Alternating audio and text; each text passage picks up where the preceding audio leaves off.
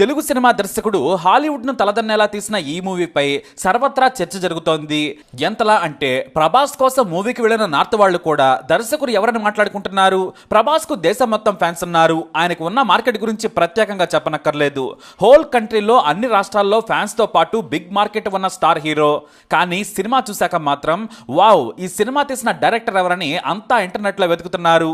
తీసింది 3 సినిమాలు మాత్రమే, కానీ ఇప్పుడు కల్కితో ఎక్కడికో తెలుగు సినిమాను దేశం మెచ్చుకునేలా తీశాడు నాగ్ అశ్విన్. కానీ అతను మెల్లిగా కెరీర్ మొదలు పెట్టాడు. ఎంతలా అంటే ఓనమాల నుంచి నేర్చుకోవాలనుకున్నాడు నాగ్ అశ్విన్. అంతకంటే ముందే న్యూయార్క్ ఫిల్మ్ అకాడమీ నుంచి ఫిల్మ్ డైరెక్షన్ లో శిక్షణ కూడా తీసుకున్నాడు. నాగ్ అశ్విన్ తల్లిదండ్రులు జయరాం రెడ్డి, జయంత్ రెడ్డి, ఇద్దరు డాక్టర్లే.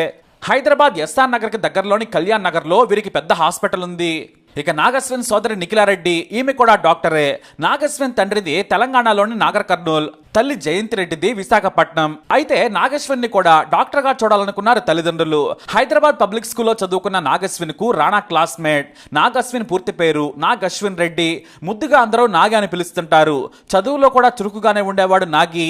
చదువులో టాప్ 10 ర్యాంకర్ లో ఒకరిగా నిలిచేవారు. అయితే తల్లిదండ్రులు చెప్పినట్లు డాక్టర్ కావాలనుకోలేదు. తనకి చిన్నప్పటి నుంచి కూడా సినిమా మీద ఆసక్తి. పైగా స్కూల్ మ్యాగజైన్ ఎడిటర్ గా పనిచేసే అవకాశం కూడా దక్కించుకున్నాడు. కథలు, కథనాలు, వ్యాసాలు రాయడంలో మంచి దిట్టని చిన్నప్పుడే నిరూపించుకున్నాడు. విద్యార్థి దశలోనే అతను స్కూల్ మ్యాగజైన్ కు ఎడిటర్ గా స్టోరీలు, వ్యాసాలు రాసేవాడు.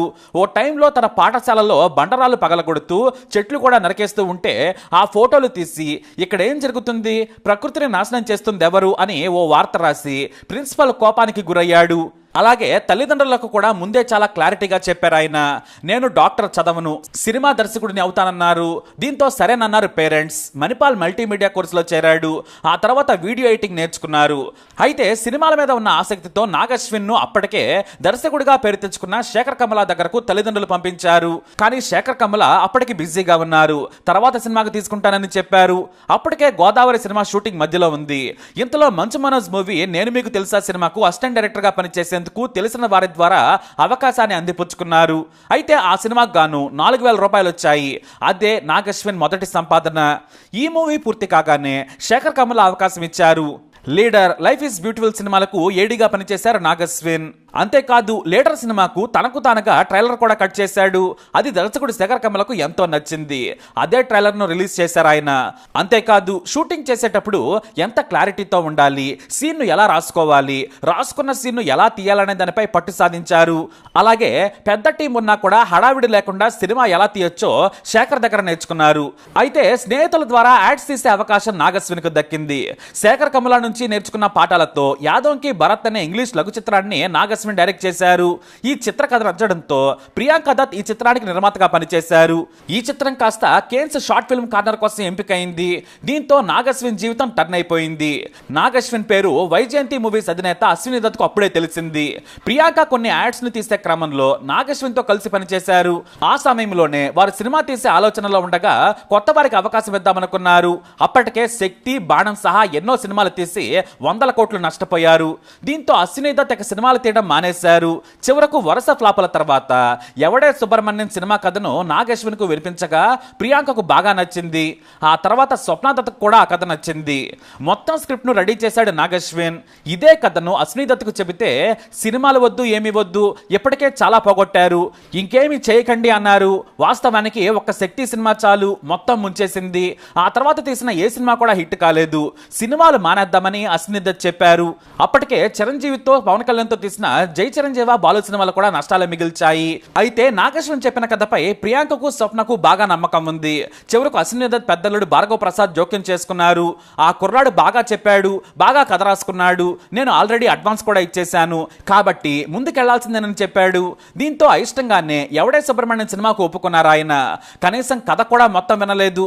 మీ ఇష్టం, పోతే మరో 3 కోట్లు నష్టం, వస్తుందేమో చూద్దాంలే, పోగొట్టండి అని చిరాకుగా మాట్లాడుతూ కూతుళ్లకు చెప్పారు అశ్విని దత్. ఆ క్రమంలోనే సినిమా బాధ్యత మొత్తం ప్రియాంక చూసుకున్నారు. బిజినెస్ ప్రమోషన్ స్వప్న చూసుకున్నారు. సినిమా షూటింగ్ కోసం హిమాలయాలకు కూడా వెళ్లారు. స్విట్జర్లాండ్ లో షూటింగ్ చేసి దాన్నే మౌంట్ ఎవరెస్ట్ గా చూపించే అవకాశం ఉన్నప్పటికీ కూడా సహజత్వానికి దగ్గరగా ఉండేలా తీయాలన్న సంకల్పంతోనే ఎంతో శ్రమించి హిమాలయాల్లో ఎవడే సుబ్రహ్మణ్యం షూటింగ్ చేశారు నాగ్ అశ్విన్.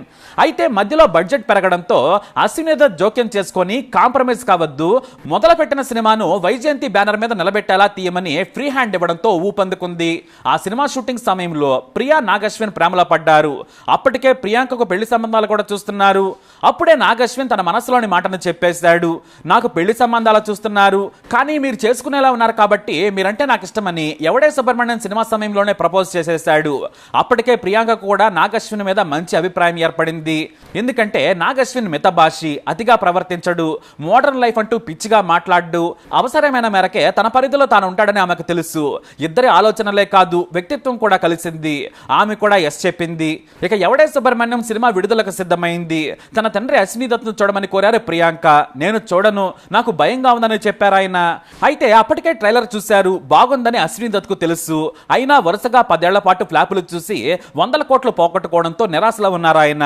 చివరకు విజయవాడలో తనకు తానుగా వెళ్లి ఎవడే సుబ్రహ్మణ్యం థియేటర్లో చూశారు. ఆ మూవీ చూడగానే అశ్విని దత్కు సంతోషం వేసింది, ఆనంద బాష్పాలు వచ్చాయి. వెంటనే కూతుళ్లకు ఫోన్ చేసి మంచి సినిమా తీశారమ్మా, ఆ కుర్రాడు చాలా చక్కగా తీశాడని మెచ్చుకున్నారట. ఆ వెంటనే డైరెక్టర్ నాగేశ్వన్ కు ఫోన్ చేసి సినిమా బాగా తీశావు, నేను అస్సలు ఊహించలేదు, సెట్స్ లో ఉన్నప్పుడు బాగా తీస్తున్నావని అనుకున్నాను, కానీ ఇంత గొప్పగా తీస్తావని ఊహించలేదన్నారు. ఎవడే సుబ్రహ్మణ్యం సినిమా సూపర్ హిట్ అయినందుకు అంతా సంతోషించారు. ప్రపంచంలోకెల్లా అత్యంత ఎత్తైన శిఖరమైన ఎవరెస్ట్ మీద -10 డిగ్రీల ఉష్ణోగ్రత వద్ద దాదాపు 40 రోజుల పాటు చిత్రీకరణ జరిపారు. ఎవరెస్ట్ శిఖరంపై చిత్రీకరణ జరుపుకున్న తొలి తెలుగు చిత్రంగా రికార్డులకు ఎక్కింది. ఇక నాగికి నంది అవార్డు కూడా తెచ్చిపెట్టింది.